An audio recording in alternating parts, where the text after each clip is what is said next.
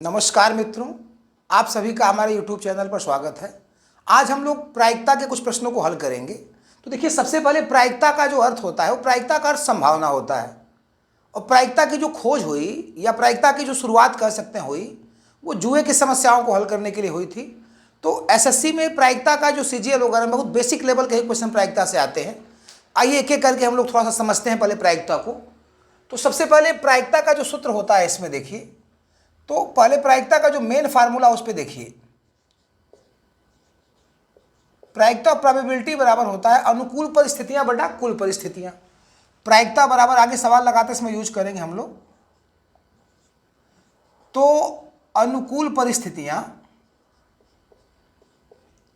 बटा कुल परिस्थितियां। तो प्रायिकता का जो देखिए फार्मूला होता है अनुकूल परिस्थितियां बटा कुल परिस्थितियां, यानी इसका मतलब देखिए हो गया प्रोबेबिलिटी ऑफ इवेंट बोलते हैं इसको, पीई बराबर NE अपान NS। तो देखिए ये प्रोबेबिलिटी ऑफ इवेंट हो गया, मतलब घटना के घटने की प्रायिकता। और ये देखिए number of element in sample space, sorry number of element in event. ये जो घटना है उसमें अवयवों की संख्या होती है, अवयवों की संख्या। और NS का मतलब number of element in sample space, ये प्रतिदर्श समष्टि में अवयवों की संख्या होती है। P बराबर NE अपान NS, यानी अनुकूल परिस्थितियां बटा कुल परिस्थितियां। तो प्रायिकता का जो फार्मूला हो गया अनुकूल परिस्थितियां बटे कुल परिस्थितियां, यानी PE is equal to NE upon NS। N मतलब अवयवों की संख्या होती है, number of element in event और number of element in sample space. तो प्रायिकता को समझने के बाद सबसे पहले हम लोग देखेंगे इसमें अनुकूल और प्रतिकूल संयोगानुपात जो होते हैं। जैसे आप पहले समझिए अनुकूल और प्रतिकूल संयोगानुपात क्या है। तो यदि कोई घटना समझ लीजिए कि A प्रकार से घट सकती है, A प्रकार से घट सकती है, तो यदि कोई घटना A प्रकार से घट सकती है और B प्रकार से नहीं घट सकती है, इस पर सवाल लगाएंगे तो हम लोग क्लियर होगा। थोड़ा सा पहले समझिए इसमें अनुकूल और प्रतिकूल संयोगानुपात क्या होते हैं। तो यदि कोई घटना A प्रकार से घट सकती है और B प्रकार से नहीं घट सकती है, तो घटना के जो अनुकूल संयोगानुपात होंगे, देखिए थोड़ा ध्यान से इसको, घटना के जो अनुकूल संयोगानुपात हैं, तो घटना के जो अनुकूल संयोगानुपात हैं वो अनुकूल परिस्थितियां बटा कुल परिस्थितियां, मतलब A अपान B। घटना A प्रकार से घट सकती है और B प्रकार से नहीं घट सकती है, तो अनुकूल संयोगानुपात हो गया A बटा B, अनुकूल परिस्थितियां बटे प्रतिकूल परिस्थितियां। अच्छा, यदि हम लोग इसके प्रतिकूल संयोगानुपात निकालें, तो यदि इसके हम लोग प्रतिकूल संयोगानुपात निकालें, तो प्रतिकूल संयोगानुपात का अर्थ होता है प्रतिकूल परिस्थितियां बटा अनुकूल परिस्थितियां। प्रतिकूल संयोगानुपात का अर्थ होता है कि प्रतिकूल परिस्थितियां मतलब घटना जितने प्रकार से नहीं घट सकती उसको ऊपर कर देना है और जितने प्रकार से घट सकती है उसको नीचे कर देना है। तो घटना के अनुकूल संयोगानुपात A अपान B, यानी अनुकूल परिस्थितियां बटे प्रतिकूल परिस्थितियां। और घटना के जो प्रतिकूल संयोगानुपात होते हैं वो B अपान A, यानी प्रतिकूल परिस्थितियां बटा अनुकूल परिस्थितियां। और इसमें इस चीज़ का ध्यान देना है कि घटना A प्रकार से घट सकती है और B प्रकार से नहीं घट सकती। तो यदि आपसे अब पूछा जाए कि घटना के घटने की प्रायिकता क्या है, प्रोबेबिलिटी ऑफ इवेंट, घटना के घटने की प्रायिकता, तो फार्मूला देखिए लिखा है अनुकूल परिस्थितियां बटे कुल परिस्थितियां। तो यदि घटना के घटने की प्रायिकता निकालेंगे हम लोग PE मीन्स घटना के घटने की प्रायिकता। तो घटना के घटने की प्रायिकता देखिए अनुकूल परिस्थिति आपकी A है और कुल परिस्थिति कितनी हो गई A प्लस B। A प्रकार से घट सकती है और B प्रकार से नहीं घट सकती है, तो अनुकूल परिस्थिति A हो गई और कुल परिस्थिति A प्लस B। तो P is equal to A upon A plus B, अनुकूल परिस्थितियां बटा कुल परिस्थितियां। तो घटना के घटने की प्रायिकता हो गई। अच्छा, घटना के न घटने की प्रायिकता को हम लोग PE बार से लिखते हैं। यहां देखिए घटना के न घटने की प्रायिकता हो गई तो PE बार से लिखते हैं। तो PE bar is equal to, देखिए प्रतिकूल बटे कुल, प्रायिकता में हमेशा कुल परिस्थितियां नीचे ही लिखी जाती हैं। अब घटना के न घटने की प्रायिकता है PE बार, तो प्रतिकूल परिस्थिति B है अपान कुल परिस्थिति A प्लस B।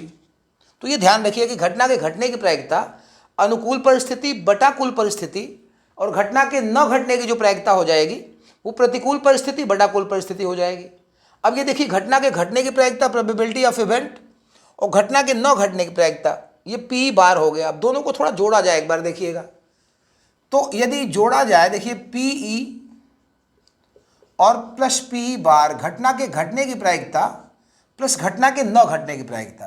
तो पी प्लस पी बार, तो घटना के घटने की प्रायिकता बताइए कितनी है। तो घटना के घटने की प्रायिकता हो गई देखिए ए अपान ए प्लस बी, और घटना के न घटने की प्रायिकता हो गई बी अपान ए प्लस बी। तो घटना के न घटने की प्रायिकता देखिए हो जाएगी इसमें बी अपान ए प्लस बी। अब हम लोग ए प्लस बी यदि एलसीएम ले लेते हैं इसमें, तो यहाँ ए यहाँ बी, तो देखिए ये दोनों कट जाएंगे आपस में, कितना आ गया, एक आ गया। तो इसका अर्थ क्या हुआ, इसका अर्थ ये हुआ कि P E probability of event, P E plus P bar, मतलब घटना के घटने की प्रायिकता प्लस घटना के न घटने की प्रायिकता का योगफल एक होता है। ये बहुत इंपॉर्टेंट फार्मूला प्रायिकता का एक निगमन हो गया। तो इसमें हमने कई फार्मूले आपको समझा दिए। घटना के घटने की प्रायिकता पी प्लस न घटने की प्रायिकता P bar is equal to 1 होता है। तो एक बार देखिए पूरा आपको पढ़ा दिया जाए फिर से एक बार, कि प्रायिकता का अर्थ होता है अनुकूल परिस्थितियां बटा कुल परिस्थितियां। इसको पीई से लिखते हैं probability of event, N upon N S, number of element in event, event मतलब जिस घटना के घटने की प्रायिकता निकालनी है, और number of element in sample space. Sample space के बारे में अभी हम लोग चर्चा करेंगे इसके बाद। अब हमने कहा कि यदि कोई घटना ए प्रकार से घट सकती है और बी प्रकार से नहीं घट सकती है, यदि कोई घटना ए प्रकार से घट सकती है और बी प्रकार से नहीं घट सकती है, तो घटना के यदि अनुकूल संयोगानुपात निकालते हैं, तो घटना के अनुकूल संयोगानुपात अनुकूल परिस्थितियां बटा प्रतिकूल परिस्थितियां, ए प्रकार से घट सकती है बी प्रकार से नहीं घट सकती, तो ए अपान बी कर देंगे। यदि घटना के प्रतिकूल संयोगानुपात निकालते हैं तो बी अपान ए हो जाता है, मतलब प्रतिकूल परिस्थितियां बटा अनुकूल परिस्थितियां। यदि प्रतिकूल संयोगानुपात निकाली तो अनुकूल वाला नीचे चला जाएगा, प्रतिकूल बटा अनुकूल हो जाएगा। अब हमने कहा कि घटना के घटने की प्रायिकता निकालिए और घटना के न घटने की प्रायिकता निकालिए। तो घटना के घटने की प्रायिकता पी बराबर ए अपान ए प्लस बी, अनुकूल परिस्थितियां बटा कुल परिस्थितियां, और घटना के न घटने की प्रायिकता प्रतिकूल परिस्थितियां बटा कुल परिस्थितियां, यानी प्रतिकूल परिस्थिति बी है अपान ए प्लस बी। अब दोनों को जोड़ देना है, पी प्लस पी बार, तो ए अपान ए प्लस बी अपान ए प्लस बी, लसा ले लेंगे, ए प्लस बी कट जाएगा तो एक, यानी घटना के घटने की प्रायिकता प्लस न घटने की प्रायिकता का योगफल एक हो गया। तो ये देखिए हो गया इसमें प्रायिकता का फार्मूला।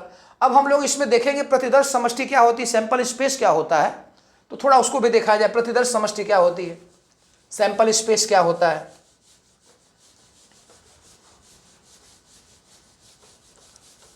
आइए थोड़ा समझा जाए पहले प्रतिदर्श समष्टि।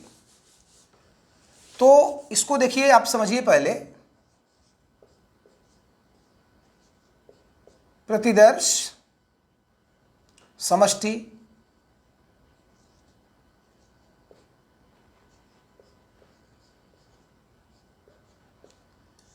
प्रतिदर्श समष्टि को सैंपल स्पेस कहते हैं अंग्रेजी में।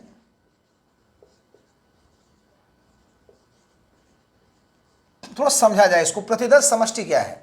तो प्रतिदर्श समष्टि का अर्थ हो गया कि यदि कोई घटना घट रही है तो घटना के घटने की जितनी भी स्थितियां संभव होंगी सबका एक समुच्चय बनाते हैं, वही प्रतिदर्श समष्टि होती है।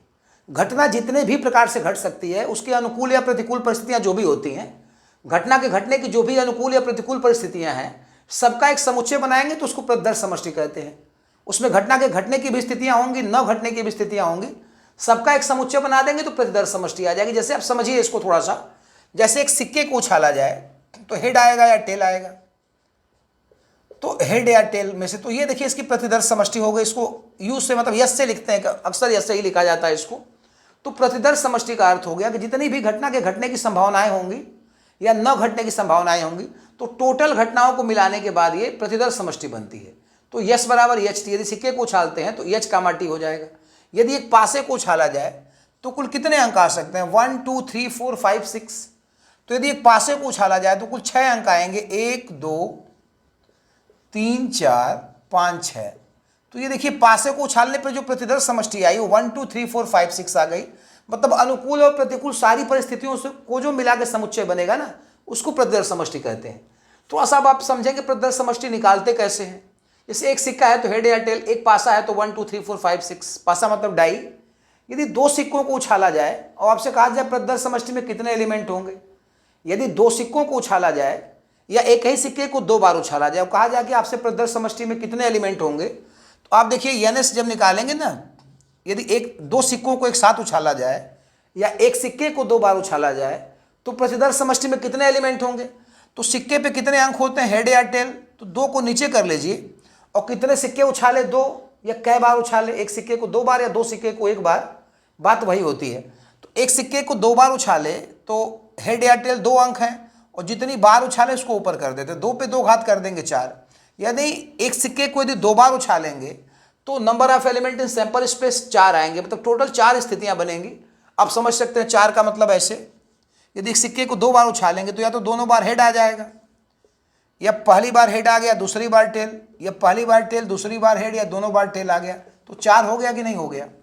एक सिक्के को 2 बार उछालेंगे तो या तो दोनों बार हेड आएगा, या पहली बार हेड दूसरी बार टेल, या दूसरी बार पहली बार टेल दूसरी बार हेड, या दोनों बार टेल आ जाएगा। तो ये प्रतिदर्श समष्टि ऐसे बनाई जाती है। तो अब जैसे आपसे कहे कि 3 सिक्कों को एक साथ उछाला गया, 3 सिक्कों को एक साथ उछाला गया, या ऐसे भी कह सकता कि एक सिक्के को 3 बार उछाला गया, तो कितने प्रतिदर्श समष्टि में एलिमेंट होंगे। तो आपको एनएस जब निकालना होगा यहाँ से एनएस, तो एनएस में समझ लीजिए कि एक सिक्के को 3 बार उछालते हैं तो जितनी बार उछालते हैं वो घात के रूप में चला जाता है, और सिक्के पे हेड या टेल 2 अंक होते हैं। तो सिक्के पे कितने अंक हैं, हेड या टेल, तो 2 को नीचे कर लेंगे, कै बार उछाले 3, तो प्रतिदर्श समष्टि में कितने एलिमेंट होंगे या कितनी टोटल परिस्थितियां होंगी, तो 2 पे 3 घात 8, यानी total number of in sample space is equal to 8। 8 element जो होंगे प्रतिदर्श समष्टि में होंगे। ये चीज़ इंपॉर्टेंट है, एग्जाम में पूछी जा सकती है कि एक सिक्के को 2 बार उछालें, या 2 सिक्के को 1 बार उछालें, या एक सिक्के को 3 बार उछालें, तो कितने अवयव प्रतिदर्श समष्टि में होंगे। तो जितने अंक होते हैं सिक्के पे उसको नीचे कर लेंगे, और जय बार उछालेंगे या जितने सिक्के उछालेंगे, मतलब जितने सिक्के पे जितने अंक हैं उसको नीचे कर लेना है, हेड या टेल जितने भी अंक सिक्के पे हैं उसको नीचे कर लेना है, और जय बार उछालेंगे या जितने सिक्के उछालेंगे उसको घात के रूप में कर लेना होता है, ये नीचे और ये घात के रूप में। तो 2 पे 3 घात 8, यानी total number of sample space 8 हो गया इसमें। अब जैसे पासों की बात करें तो डाई पे कितने अंक होते हैं, 1 2 3 4 5 6। तो यदि मान लीजिए 2 पासों को एक साथ उछाला जाए, यदि 2 पासों को एक साथ उछाला जाए तो देखिए कितने एलिमेंट होंगे सैंपल स्पेस में। तो पासे पे कितने अंक होते हैं, 6। अब एक पासे को 2 बार उछालें या 2 पासों को 1 बार उछालें, बात वही होती है।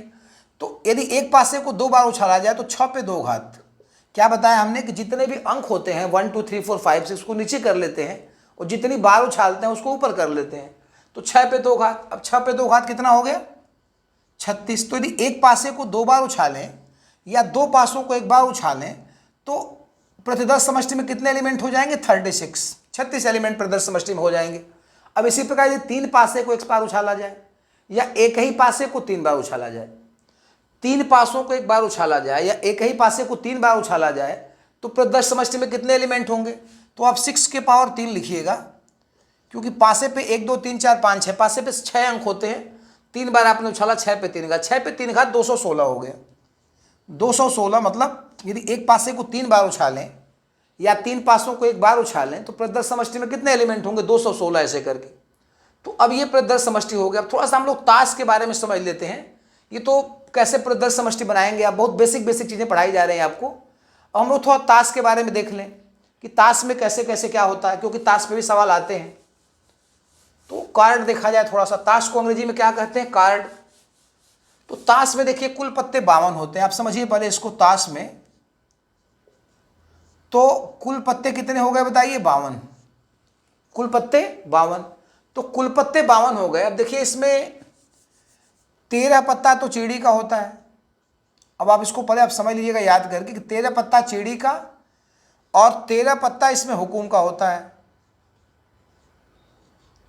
तो 13 पत्ता चिड़ी का और 13 हुकुम का, 13 पत्ता पान का होता है और इसमें 13 पत्ता ईंट का होता है। ताश के बारे में आप जानकारी रखिए थोड़ा सा।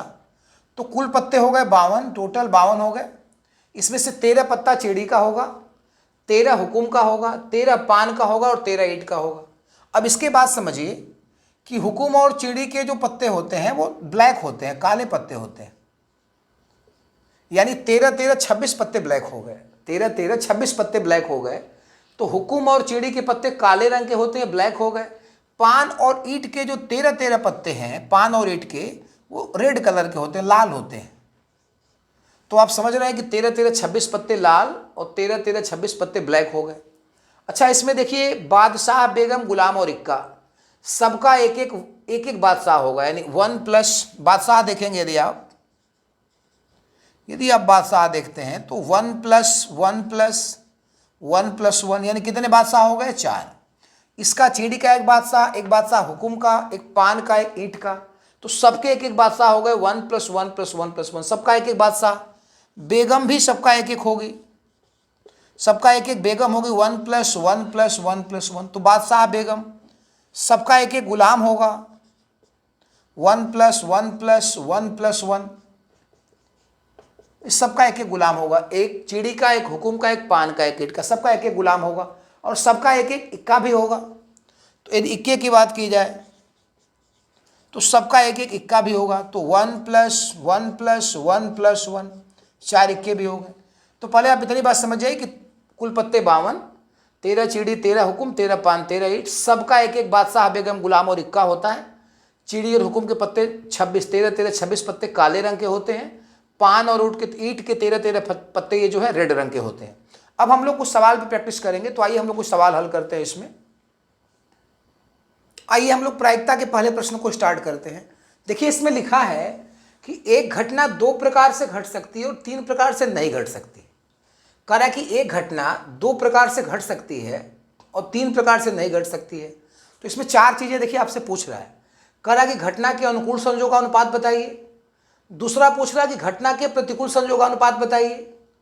तीसरा घटना के घटने की प्रायिकता और घटना के न घटने की प्रायिकता। तो फार्मूला अभी अभी लिखवाया गया आपको। देखिए घटना ए प्रकार से घट सकती है और बी प्रकार से नहीं घट सकती है, 2 प्रकार से घट सकती है और 3 प्रकार से नहीं घट सकती है। मतलब ए का मान 2 हो गया, 2 प्रकार से घटना घट सकती है और बी प्रकार से नहीं घट सकती है, बी का मान 3 दे दिया। तो सबसे पहले देखिए घटना के अनुकूल संयोगानुपात। यदि आप घटना के अनुकूल संयोगानुपात निकालेंगे, घटना के अनुकूल संयोगानुपात, तो घटना के अनुकूल संयोगानुपात क्या लिखवाया गया? ए अपान बी। घटना के अनुकूल संयोगानुपात मतलब अनुकूल परिस्थितियां बटे प्रतिकूल परिस्थितियां, ए अपान बी। तो ए का मतलब 2 हो गया, 2 प्रकार से घटना घट सकती है और 3 प्रकार से नहीं घट सकती है। तो घटना के अनुकूल संयोगानुपात 2 अपान 3 हो गया। और घटना के प्रतिकूल संयोगानुपात देखा जाए, यदि घटना के प्रतिकूल संयोगानुपात देखा जाए तो घटना के प्रतिकूल संयोगानुपात, तो घटना के जो प्रतिकूल संयोगानुपात हैं वो प्रतिकूल संयोगानुपात क्या बताया गया? प्रतिकूल परिस्थितियां बटे अनुकूल परिस्थितियां। प्रतिकूल संयोगानुपात का अर्थ बताया गया प्रतिकूल परिस्थितियां बटा अनुकूल परिस्थितियां, यानी बी अपान ए। तो बी का मान कितना है? घटना 3 प्रकार से नहीं घट सकती है, तो बी का मान 3 और ए का मान 2, तो प्रतिकूल संयोगानुपात हो गया 3/2। अब रही बात घटना के घटने की प्रायिकता और न घटने की प्रायिकता। तो घटना के तीसरे पॉइंट में देखेंगे हम लोग घटना के घटने की प्रायिकता। तो घटना के घटने की प्रायिकता देखिए, घटना के घटने की प्रायिकता आपको बताया गया अनुकूल परिस्थिति बटे कुल परिस्थिति। घटना के घटने की जो प्रोबेबिलिटी है वो अनुकूल परिस्थिति बटे प्रतिकूल परिस्थिति। तो अनुकूल परिस्थिति कितनी है? 2 प्रकार से घट सकती है और कुल 2 3 5, तो 2 बटा ए का मान 2 और बी का मान 3 जोड़ देंगे तो 5। तो घटना के घटने की जो प्रोबेबिलिटी हो गई वो 2/5 हो गई। तो घटना के न घटने की प्रायिकता देखिए अभी आप निकालेंगे इसका चौथा पॉइंट, घटना के न घटने की प्रायिकता। घटना के न घटने की प्रायिकता देखी जाए तो घटना के न घटने की प्रायिकता, तो यदि घटना के न घटने की प्रायिकता देखेंगे तो देखिए फार्मूला लिखवाया अभी हमने, P plus P bar is equal to 1। घटना के न घटने की प्रायिकता देखिए पीई प्लस पीई बार बराबर 1। वही लिखवाया गया कि घटना के घटने की प्रायिकता प्लस न घटने की प्रायिकताओं का योगफल एक होगा। तो घटना की घटने की प्रायिकता कितनी है? 2/5।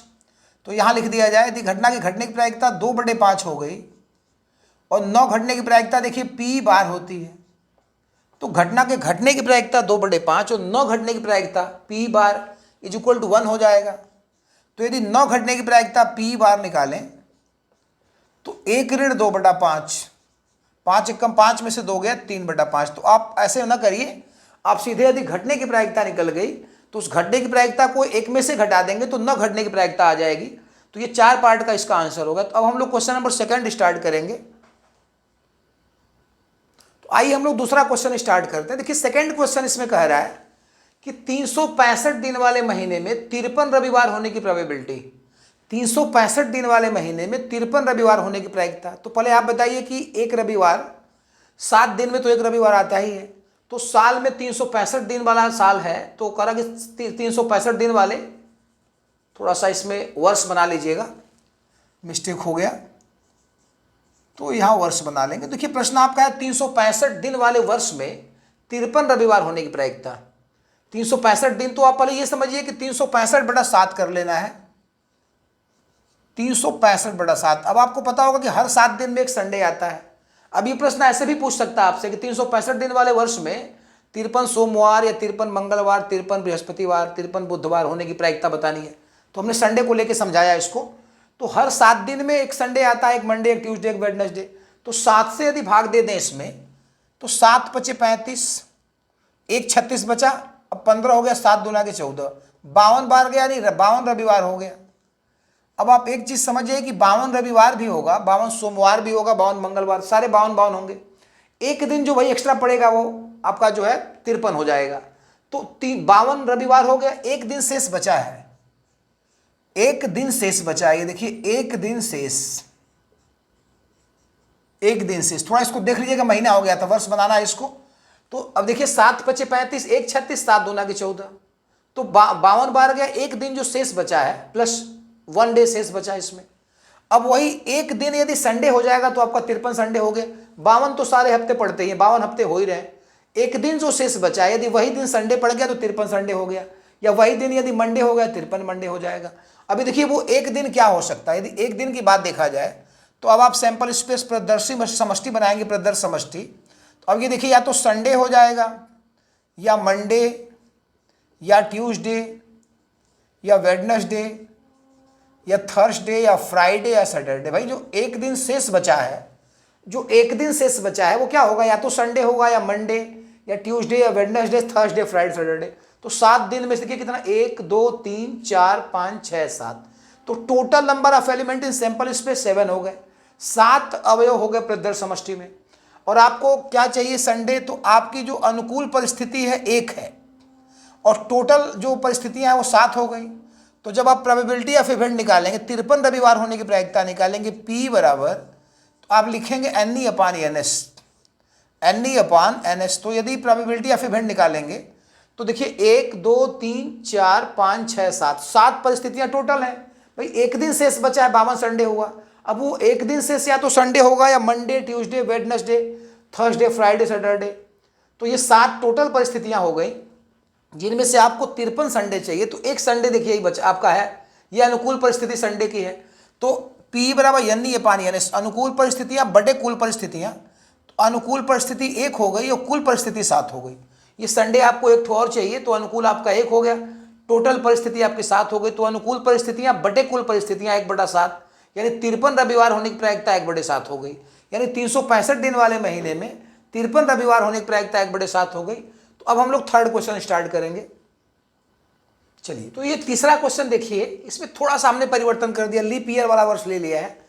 366, यदि आपसे पूछ रहा है एग्जाम में कि 366 दिन वाले वर्ष में 53 रविवार होने की प्रायिकता, यदि आपसे एग्जाम में पूछ रहा है कि 366 दिन वाले वर्ष में 53 रविवार होने की प्रायिकता, जैसे फरवरी जिसमें 29 की होती है, 366 दिन हो जाता है। तो अब 53 रविवार होने की प्रायिकता बताइए, या 53 रविवार पूछ सकता है, 53 सोमवार, 53 मंगलवार, ऐसे पूछ सकता है। तो फिर वो आप देखिए 366 में, तो 366 में फिर आप 7 से भाग देंगे, हर 7 दिन में एक संडे आता है, एक मंडे आता है, तो 7 से फिर भाग दे देंगे। तो जैसे कि 52 बचा था, तो 52 तो बचेगा ही। तो ये देखिए 52 रविवार हो गया आपका, 52 रविवार हो गया। और जैसे कि पिछली बार 1 बचा था, 2 शेष बचेगा। तो ये बेटा 2 दिन आपका शेष हो गया, 2 दिन शेष हो गया।